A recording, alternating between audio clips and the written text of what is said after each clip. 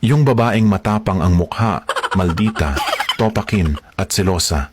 Sila yung mga babaeng pinakamasarap magmahal, maalaga, maalalahanin at sobra kung maglambing.